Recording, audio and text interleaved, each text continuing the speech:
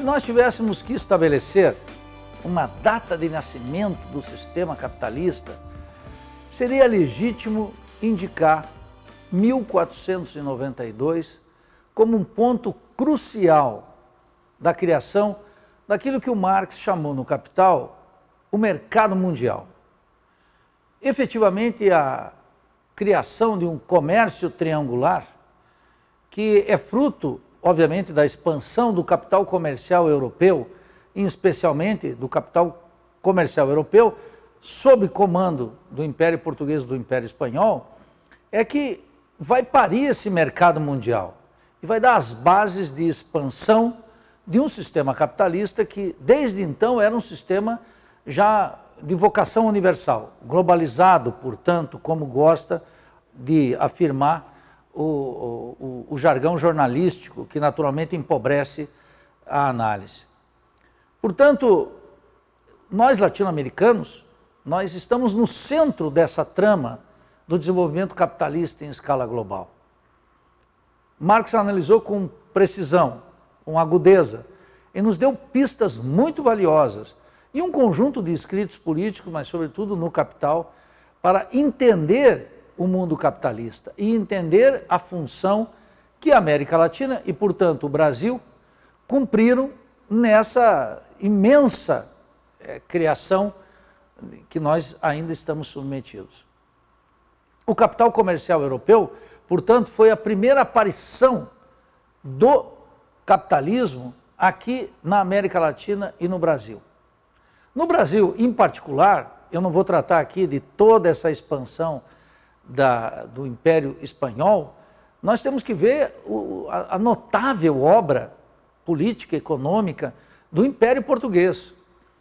Imagine um país na Europa muito pequeno, desde sempre muito pequeno, que cria um império gigantesco e ajuda a criar as bases de um sistema mundial fortíssimo que é o sistema capitalista.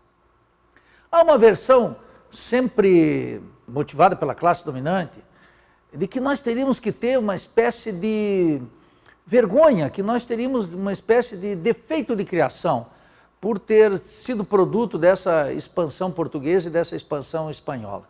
Essa, na verdade, é uma versão ideológica que pretende sancionar, nada mais, nada menos, que os interesses anglo-saxônicos, agora dominantes na evolução e no desenvolvimento do sistema capitalista. Nós temos que observar o que foi a grandeza, a imensa grandeza do Império Espanhol e Português. Como nós temos que observar a imensa grandeza de todos os impérios. Isso não vai aí nenhum elogio à expansão imperialista, mas um reconhecimento histórico que não deve ser motivo nem de desprezo, nem de orgulho, mas de uma correta avaliação da sua função. Nós aqui na América Latina não somos uma mera reprodução de uma proposta europeia. Aqui, como genialmente estabeleceu esse grande antropólogo brasileiro, Darcy Ribeiro, nós vamos constituir, a partir dessa expansão, um povo novo, algo muito diferente de um povo transplantado, algo muito diferente de um colonialismo qualquer, que teve feições diferentes em várias partes do mundo. Aqui se constituiu essa novidade histórica, esse povo novo que foi se gestando ao longo do tempo, atravessado por conflitos imensos, por um gigantesco conflito de classe, numa trama do desenvolvimento capitalista mundial. Portanto, a compreensão da Revolução Brasileira tem como ponto de partida o expansionismo português e o expansionismo espanhol. A luta dos impérios, a expansão do capital comercial europeu do século XVI, que criou raízes e estabeleceu as bases econômicas, políticas, sociais, culturais do desenvolvimento capitalista em escala global, cujas possibilidades, cuja potência e cujas consequências absolutamente nefastas para os países subdesenvolvidos e dependentes é a nossa ata de nascimento. Está posto aqui. Portanto, compreender o Brasil e entender a necessidade da Revolução Brasileira tem que ter esse ponto de partida que para nós é fundamental. Essa expansão que foi glória do Império Português e Espanhol, ele estabeleceu aqui na América Latina 3 longos séculos de colonialismo. Isso é muito importante. O colonialismo, já quero antecipar aqui, foi vencido. Quando o Brasil se tornou independente, em 1822, o colonialismo ficou para trás. É claro que nós podemos falar de neocolonialismo, mas nós já estamos numa formação social, num sistema que é um sistema capitalista. E que, portanto, as marcas indeléveis de 3 séculos de colonialismo na conformação do Estado Nacional, na economia, nas classes sociais e na cultura, estão postas, mas numa trama que se superou dialética e qualitativamente em formas superiores, formas capitalistas. Portanto, a nossa luta aqui não é mais contra o colonialismo, a nossa luta aqui é contra o sistema capitalista. Mas nós não podemos ignorar essa longa trajetória do colonialismo sob o impulso do português, sob o impulso do Império Português, sob o impulso da grandeza, expansão e declínio do Império Português. Nós não podemos entender o processo de independência do Brasil, por exemplo, já no início do século XIX, sem compreender a trama europeia que estava substituindo o Império Português e o Império Espanhol pela ascensão daquilo que nós conheceríamos como o imperialismo britânico, a ascensão da Inglaterra como a primeira potência industrial do mundo moderno, aquela que vai parir a Revolução Industrial, né, desde 1650, com a chamada Revolução Gloriosa na Inglaterra, até a sua conclusão estabelecida por Marx nas Cartas sobre o Capital em 1830, quando definitivamente a Inglaterra ganha a hegemonia, o domínio no Mediterrâneo da França e assegura uma expansão imperialista que durou um século, até mais ou menos o início da Primeira Guerra Mundial no século XX, 1914, 1920. Portanto, o nascimento da América Latina, a criação da América Latina, isso que o próprio Darcy chamava de um pequeno gênero humano, e nós aqui um povo novo, ela merece a atenção de todos vocês que estão comprometidos com a Revolução Brasileira, observar como é uma trama que, ao mesmo tempo que deu as bases, através do colonialismo, para criar os países subdesenvolvidos e dependentes, que caracterizam, em definitiva, a nossa formação social, a nossa trajetória histórica, foram elas mesmas que constituíram esse sistema capitalista e essa monstruosidade que é o subdesenvolvimento e a dependência. Mas parte constitutiva do sistema capitalista mundial, globalizado, universal que nós temos hoje. Esse ponto é de muita importância. E é de muita importância para entender que o Estado Nacional, e portanto o Brasil como país, e o nosso povo como um povo novo, ele não nasce num vazio. Ele nasce a partir de estruturas concretas, historicamente determinadas, que nós precisamos compreender não como um atavismo que ainda nos domina, mas como as bases históricas que criaram instituições, costumes, economia, relações sociais de produção típicas do desenvolvimento capitalista, cuja função é ser superada necessariamente, a partir de suas contradições e antagonismos, por uma gigantesca, generosa e maravilhosa Revolução Brasileira que nós haveremos de fazer, para tornar o Brasil definitivamente um país soberano, com uma democracia, com uma soberania popular e, naturalmente, com um compromisso inadiável e explícito com o socialismo. Essa longa trama, ela é preciso ser conhecida nos seus mínimos detalhes. Nesse curso, lamentavelmente, nós não podemos investir muito tempo na análise do colonialismo, mas não podemos desconhecê-los. Todas as estruturas estatais, econômicas, políticas e culturais, que aos olhos do preconceito, da ignorância e, sobretudo, da ideologia da classe dominante, indicam imperfeições, elas têm uma raiz muito concreta.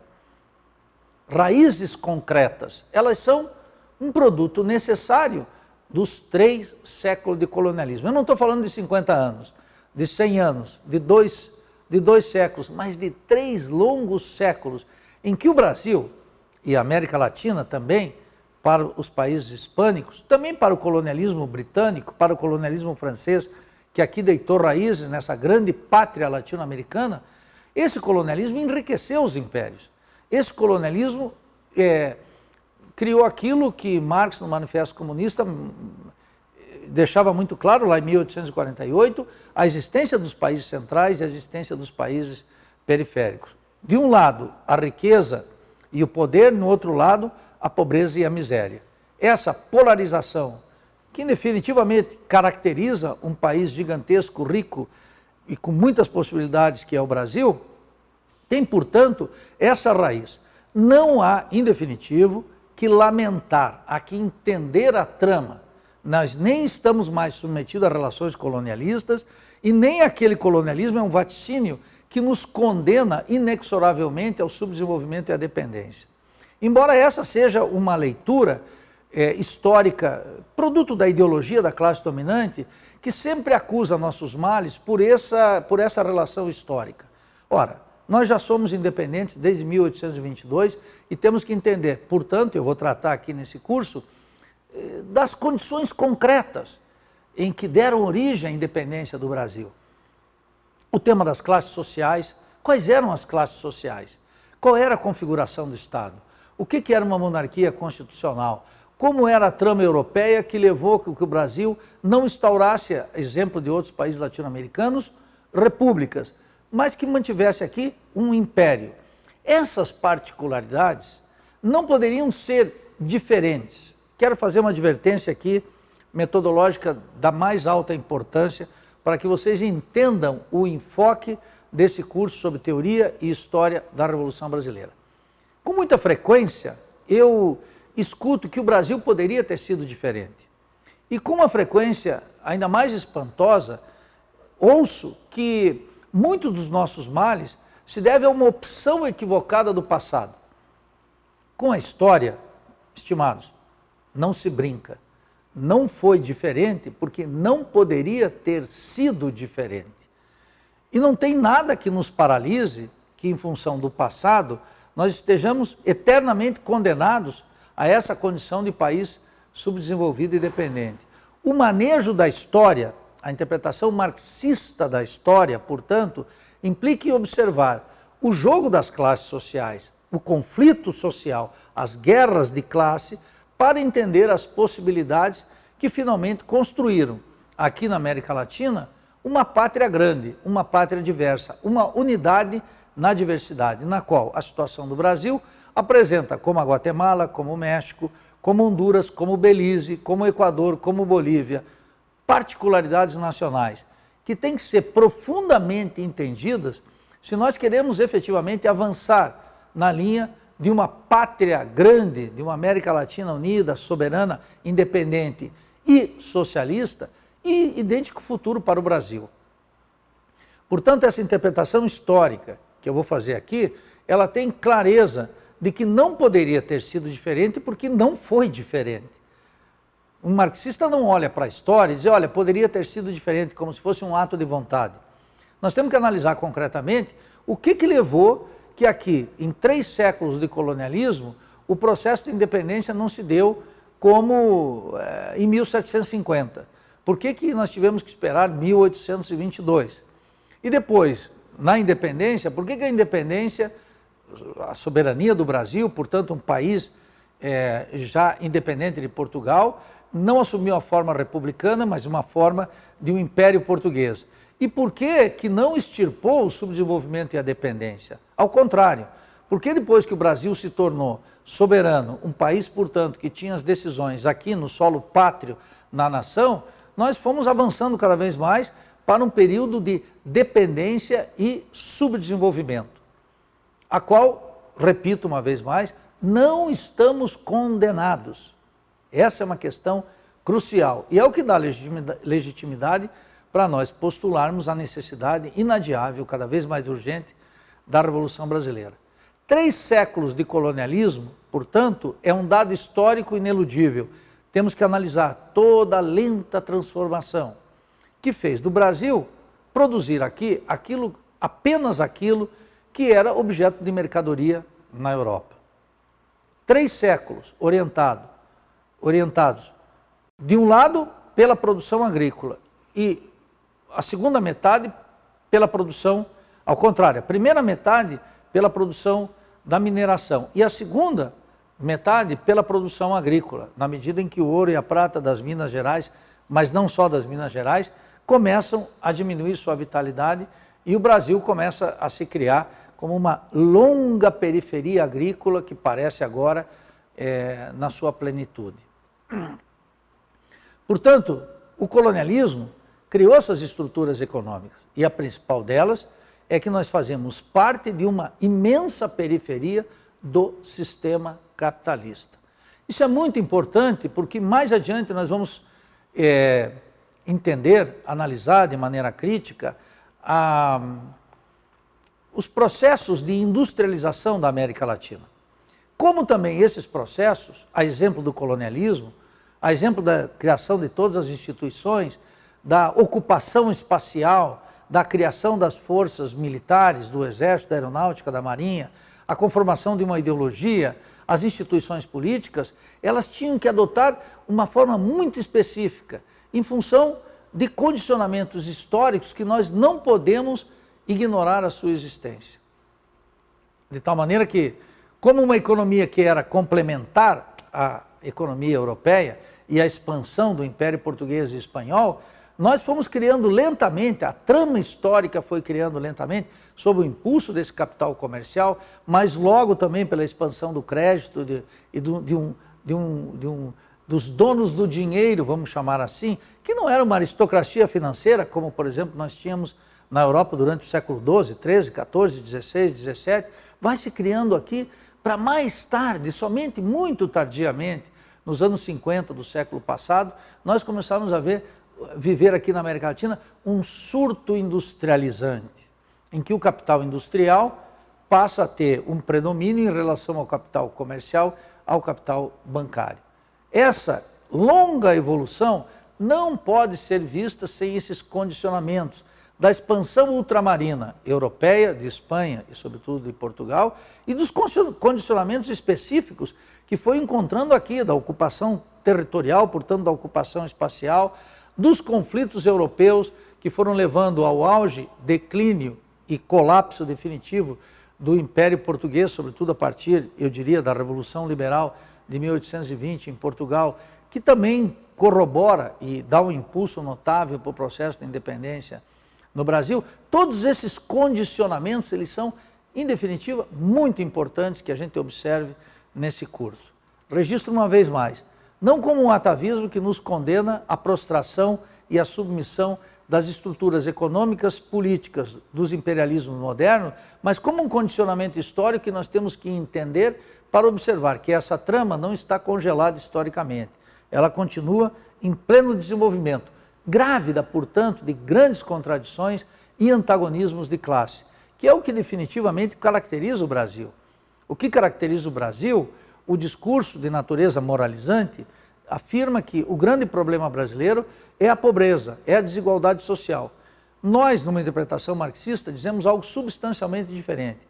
A pobreza e a desigualdade social não são senão um produto, a aparência de um fenômeno muito mais complexo, muito mais importante e que finalmente reproduz essa abissal desigualdade num país que aparece como poderosíssimo e rico em recursos naturais, riqueza, capacidade humana, capacidade de desenvolver ciência e tecnologia, com uma imensa força de trabalho, e a pobreza absoluta, gigantesca do seu povo.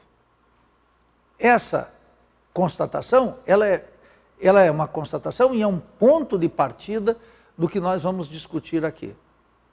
Muito importante para nós. O fato de que o Brasil, o colonialismo, cria aqui as estruturas necessárias para afirmar uma classe dominante, altamente despótica, sem nenhum compromisso popular, com uma vocação de satélite em relação aos imperialismos do século XVI, do século XVII, do século XVIII, do século XIX e do século XXI. Quer dizer, essa subserviência do Brasil aos Estados Unidos hoje foi a mesma subserviência que no século XIX, no século XVIII, sobretudo no século XIX e no século XX, nós tínhamos, e todos os países latino-americanos, em relação à Inglaterra. E é precisamente o que caracteriza a vida e a evolução de um país subdesenvolvido e dependente sob o controle da sua classe dominante, que, como mostrou o Darcy Ribeiro, com aquela maneira muito atinada que o Darcy tinha, mostrar como ela é uma classe dominante, é e seguirá sendo uma classe dominante, muito acostumada a transformar isso aqui num moinho de gastar gente, cujo combustível é a matança do nosso povo, por múltiplas formas, impedindo o seu desenvolvimento pleno, consumindo e matando cotidianamente, condenando milhões à miséria, todos à superexploração da força de trabalho e mantendo uma classe dominante aqui com privilégios que são inaceitáveis quando observamos até a evolução das classes dominantes nos países metropolitanos. Portanto, o nosso enfoque aqui não é de natureza moral. A desigualdade social do Brasil não se pode combater, erradicar, se não tocarmos na estrutura do Estado, da economia e da política, ou seja, do domínio de classe no terreno do Estado e a conquista definitiva da soberania, que só pode vir a partir de uma soberania popular, da luta dos trabalhadores e do socialismo. De outro lado, a ruptura completa com as estruturas da dependência que reproduzem o subdesenvolvimento, aquilo que André Gunder Frank, de uma maneira muito atinada, chamou o desenvolvimento do subdesenvolvimento, e a relação do Brasil com o mundo através de uma política exterior que necessariamente tem que ser anti-imperialista e apoiada pelas massas aqui dentro do país. Portanto, o nosso enfoque não é de tipo moralista. A principal característica do Brasil não é a sua desigualdade social. Isso é a aparência do fenômeno. O fenômeno em si são as estruturas de ferro, de aço, do subdesenvolvimento e da dependência. E vejam, grande parte desse curso, eu quero dizer para vocês, está orientado pelo enfoque daquilo que nas ciências sociais latino-americanas apareceu como a página de desenvolvimento teórico mais importante e fecunda dos cientistas sociais latino-americanos, que contou com uma contribuição de brasileiros notáveis, que eu vou mencionar aqui, que é o enfoque da dependência, aquilo que se conheceu como uma teoria da dependência. A teoria da dependência, ela tem digamos assim, um útero, que é um berço, que é um berço da economia política burguesa. Ela é fruto da Comissão Econômica para a América Latina, sediada no Chile, e que era uma das 5 comissões econômicas criadas por Nações Unidas. Mas, pasmem, contou com uma oposição sistemática dos Estados Unidos. Quer dizer, a potência imperialista que hoje nos domina, no final, na segunda metade do século passado, a partir de 1949, quando o economista argentino Raul Prebisch liderou um conjunto de economistas latino-americanos, todos muito jovens, e começaram a pensar as estruturas da dependência. Eles julgavam que a dependência era algo externo e fizeram um conjunto de programas definidos pelo próprio Raul Prebisch como um programa profundamente reformista. Antecipo algo aqui que é muito importante. O próprio Raul Prebisch, no seu último livro, Crise e Transformação, Capitalismo Periférico, Crise e Transformação, afirmou categoricamente: olha, eu tentei todas as reformas possíveis, trabalhei quase toda a minha existência para que fizéssemos aqui as reformas. Uma reforma bancária, uma reforma monetária, uma reforma agrária, um programa de desenvolvimento de ciência e tecnologia, todas as reformas necessárias. E elas se tornaram absolutamente inviáveis. E por isso que ele declara, ele que foi um neoclássico no começo da vida, se transforma depois, declara nesse livro, no final da vida, que só o socialismo poderia resolver. Isso foi provado pela história com a Revolução Cubana, em 1959, 10 anos após o famoso manifesto da CEPAL, Comissão Econômica para a América Latina, de 1949. Essa dependência foi, digamos assim, o auge da consciência possível das classes dominantes, das burguesias crioulas, como disse um extraordinário guatemalteco, essa burguesia crioula que criou aqui uma forma perversa de domínio político, de colaboração internacional e de submissão internacional, e criou essas estruturas que amarram os países latino-americanos, e especialmente o Brasil, nas garras do imperialismo estadunidense hoje e britânico no século passado. Esse pensamento, o pensamento cepalino, o estruturalismo cepalino, como foi conhecido no debate teórico, ele propunha uma transformação qualitativa e o centro, digamos, o horizonte histórico, a utopia, vamos chamar assim, dessa burguesia aqui, era tirar o país do atraso, da dependência que eles julgavam externa, fazendo um processo de modernização cujo horizonte mais importante, cujo motor mais importante era o processo de industrialização. Hoje, eu posso afirmar categoricamente, à luz dos dados mais evidentes que qualquer neófito pode entender, que aquele projeto foi o último projeto burguês para a América Latina, o projeto da industrialização. Um projeto que se propunha resolver o problema da industrialização nos marcos do desenvolvimento capitalista. Quer dizer, dentro do sistema capitalista, poderia existir a possibilidade de fazer uma industrialização, tornar os nossos países urbanos e não rurais, desenvolver a produtividade do trabalho, fazer uma inclusão das massas no mercado consumidor, criar instituições como a escola pública, a saúde, a previdência, todas essas grandes instituições do desenvolvimento capitalista moderno, mesmo nas condições de subdesenvolvimento e dependência. Aquele projeto que foi, digamos, a utopia burguesa, o máximo da consciência burguesa possível nas condições da periferia, ele caducou por completo. Caducou por completo porque as classes dominantes aqui abandonaram sequer o projeto da industrialização. Aquele projeto que tornou os países latino-americanos, e notadamente os maiores países latino-americanos, o México, a Argentina e sobretudo o Brasil, que teve o desenvolvimento capitalista relativo mais importante na América Latina no século passado, submetido a uma posição atual na divisão internacional do trabalho que garante apenas a condição de ser mero exportador de produtos agrícolas e minerais. Quer dizer, a fração industrial, a burguesia industrial, ela definha a olhos vistos, incapaz de levantar o Brasil, incapaz de formar um mercado interno e completamente submissa ao exercício da lei do valor, ou seja, da concorrência capitalista em escala global. E ela tem uma relação ultraparasitária com o Estado brasileiro.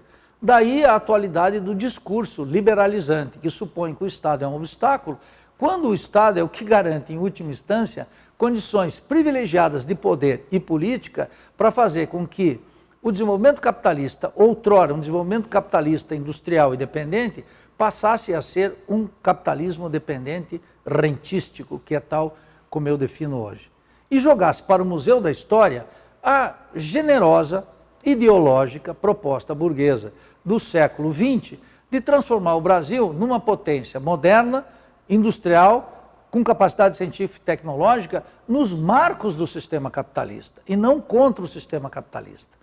De resto, é preciso anotar aqui, o único país que está competindo no mercado mundial com o imperialismo estadunidense é a China, precisamente porque na China, em 1949, as massas camponesas lideradas por Mao Tse-tung fizeram aquilo que o Samir Amin chamou de uma desconexão do sistema, uma ruptura com o sistema que permitiu um Estado soberano, apoiado nas massas camponesas, começar a elaborar uma estratégia própria, inicialmente nacional de desenvolvimento, e que agora tem a ambição de rivalizar com o sistema capitalista. Essa é uma lição muito importante que nós vamos tocar nesse curso aqui.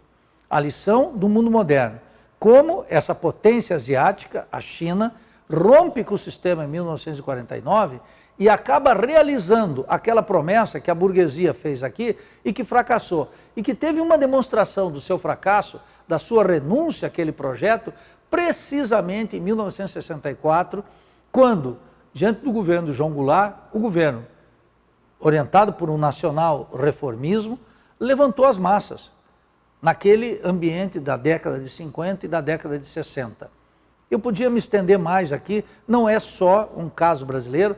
A década de 50 foi uma década muito importante, não por causa de Juscelino Kubitschek, 50 anos em 5, mas sobretudo porque em 1952, na Bolívia, as massas camponesas, encabeçadas pelos mineiros, inauguraram a Revolução Boliviana. Em 1954, na Guatemala, Jacob Arbenz foi derrubado por uma ação imperialista em conluio com as classes dominantes centro-americanas para interromper a Revolução Guatemalteca. E em 1959, criou pela primeira vez na América Latina a experiência socialista com a vitória de Fidel Castro e Che Guevara em janeiro de 1959. A década de 50, portanto, foi uma década, a década de 60 foi uma década muito importante. E o Brasil sofreu o impacto daquela transformação latino-americana precisamente nesse período. Teve uma aceleração a partir de 1959, 55, 59 até 64. O auge desse processo de consciência, que não é uma consciência do intelectual, do acadêmico, do político, é um grau de consciência das massas que começaram a discutir, de 59 a 64, qual era o caminho e qual era a estratégia da Revolução Brasileira. Veja que eu não estou trazendo aqui um tema acadêmico, porque a academia hoje não está interessada nisso. Eu estou trazendo aqui uma herança intelectual da mais alta importância, que amplos setores populares, camponeses, trabalhadores urbanos, classes médias radicalizadas e até setores da burguesia estavam discutindo sobre a bandeira da Revolução Brasileira. De 59 a 64, o Brasil sofreu um amadurecimento político cujo auge e representação coube a João Goulart. Vocês sabem, nós não vamos discutir isso aqui, mas vocês sabem as circunstâncias concretas que permitiram que um ex-ministro do Trabalho, vinculado ao trabalhismo, ao PTB, emergisse na cena como uma figura absolutamente indispensável e dirigisse um governo que foi, a meu juízo, sem sombra de dúvida, o melhor governo brasileiro desde então. Por quê? Porque era um governo que atendia à pressão e também convocava as massas. Não sem erros, não sem limitações, mas absolutamente indispensáveis para nós entender que aquele amadurecimento teórico que começou com o Cepalino, com o estruturalismo cepalino, e a proposta da teoria da dependência foi amadurecendo a partir de grandes combates das massas, dos trabalhadores urbanos e rurais, das classes médias radicalizadas, de uma intelectualidade que começou a ter um imenso apreço pela história brasileira, pelo pensamento nacional, sem ser provinciano, sem recusar o marxismo, ao contrário, adotando o marxismo como horizonte intelectual de nossa época, e interpretar a realidade brasileira e o conflito de classe que estava aqui, dando protagonismo para os trabalhadores. Era tão forte esse movimento que ele só pôde ser interrompido por um golpe, uma ditadura cívico-militar, uma ditadura de classe, orientada pelo imperialismo, com o pleno ação consciente das classes dominantes. E nos impôs uma ditadura de 21 anos. Não foi uma destituição presidencial qualquer. Foi um golpe cívico-militar em associação das classes dominantes locais com o imperialismo estadunidense que determinaram 21 anos de uma ditadura. Veja, quando eu reforço aqui os 21 anos de uma ditadura, é para que vocês tenham clareza da força daquele movimento pré-64, do grau de consciência e organização que as massas conquistaram no Brasil e, sobretudo, da maturidade intelectual do nosso povo que abraçou a bandeira da Revolução Brasileira.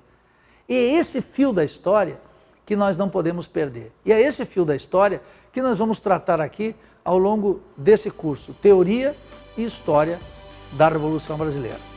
Muito bem-vindo.